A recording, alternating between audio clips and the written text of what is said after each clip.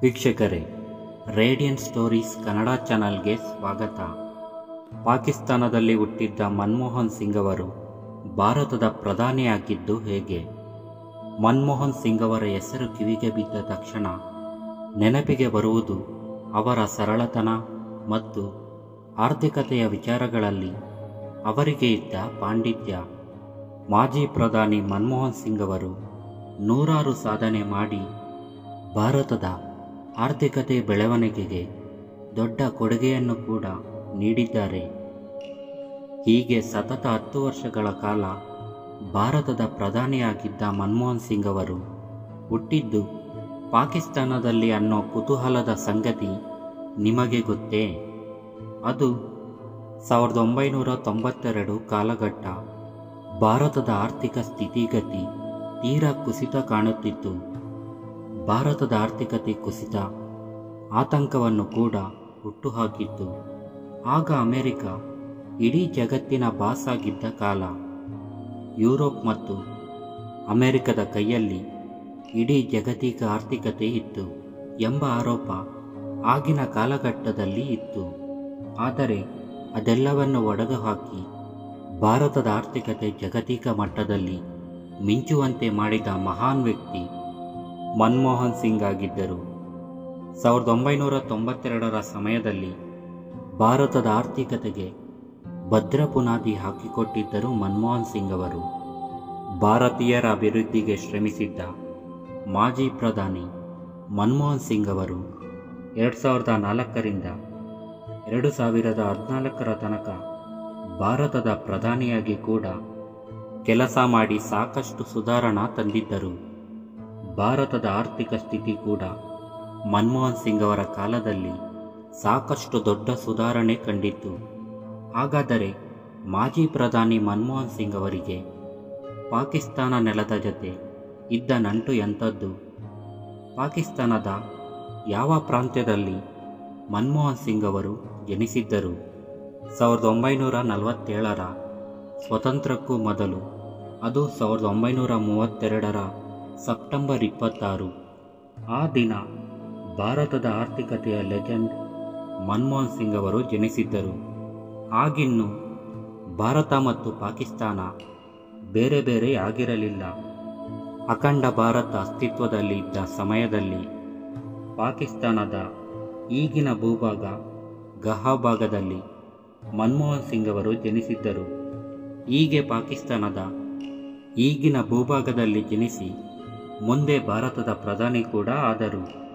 1947ರ ಸಮಯದಲ್ಲಿ ಭಾರತ ಮತ್ತು ಪಾಕಿಸ್ತಾನ ಎಂದು ದೇಶ ವಿಭಜನೆ ಮಾಡಿ ಹೊರಟ ಬ್ರಿಟಿಷರ ನಿರ್ಧಾರದ ಪರಿಣಾಮ ಕಿಚ್ಚು ಹೊತ್ತಿತು. ಹೀಗೆ ಪಾಕಿಸ್ತಾನದ ಭೂಭಾಗದಲ್ಲಿ ವಾಸವಿದ್ದ ಮನಮೋಹನ್ ಸಿಂಗ್ ಅವರ ಕುಟುಂಬವು ಭಾರತಕ್ಕೆ ವಲಸೆ ಬಂದು ನೆಲೆಸಿದರು. ಅಖಂಡ ಭಾರತದಲ್ಲಿ ಅವರು ಜನಿಸಿದ್ದು. ಈ ರೀತಿ ಪಾಕಿಸ್ತಾನದ ಭೂಭಾಗದಲ್ಲಿ ಹುಟ್ಟಿದ್ದರು. ಆಗ ಅಖಂಡ ಭಾರತದ ಅಸ್ತಿತ್ವದಲ್ಲೇ ಇತ್ತು. ಹೀಗಾಗಿ ಮನಮೋಹನ್ ಸಿಂಗ್ ಅವರು ಜನಿಸಿದ್ದು ಪಾಕಿಸ್ತಾನದಲ್ಲಿ ಅಲ್ಲ, ಭಾರತದ ನೆಲದಲ್ಲೇ ಎಂಬ ವಾದ ಕೂಡ ಇದೆ. ಇದೆಲ್ಲ ಏನೇ ಇದ್ದರೂ ಮನಮೋಹನ್ ಸಿಂಗ್ ಅವರು ಇಡೀ ಜಗತ್ತು ಕಂಡ ಅತ್ಯುತ್ತಮ ನಾಯಕ ಎಂಬುದರಲ್ಲಿ ಎರಡನೆಯ ಮಾತಿಲ್ಲ. ಮನಮೋಹನ್ ಸಿಂಗ್ ಅವರು ಮಾತನಾಡಿದರೆ ಜಗತ್ತೇ ಕಿವಿಯಿಟ್ಟು ಕೇಳುತ್ತದೆ ಎಂದು ಮಾಜಿ ಪ್ರಧಾನಿಯನ್ನು ಹಾಡಿ ಹೊಗಳಿದ್ದರು ಒಬಾಮಾ. ಭಾರತ ಮಾತನಾಡಿದರೆ ವಿಶ್ವವೇ ಆಲಿಸುತ್ತದೆ ಎಂಬ ಘೋಷವಾಕ್ಯ ಈಗ ಸಾಮಾನ್ಯ. ಇತ್ತೀಚೆಗೆ ನ್ಯೂಯಾರ್ಕ್ನಲ್ಲಿ ಭಾರತೀಯರನ್ನು ಉದ್ದೇಶಿಸಿ ಮಾತನಾಡಿದ್ದ ನರೇಂದ್ರ ಮೋದಿಯವರು ಕೂಡ ನಾವು ಜಾಗತಿಕ ದಕ್ಷಿಣ ಭಾಗದ ಪ್ರಬಲ ದನಿಯಾಗಿದ್ದೇವೆ. ಇಂದು ಜಾಗತಿಕ ವೇದಿಕೆಯಲ್ಲಿ ಭಾರತ ಏನನ್ನಾದರೂ ಹೇಳಿದರೆ ಅದನ್ನು ಜಗತ್ತೇ ಕಿವಿಯಿಟ್ಟು ಕೇಳುತ್ತದೆ ಎಂದು ಹೇಳಿದ್ದರು.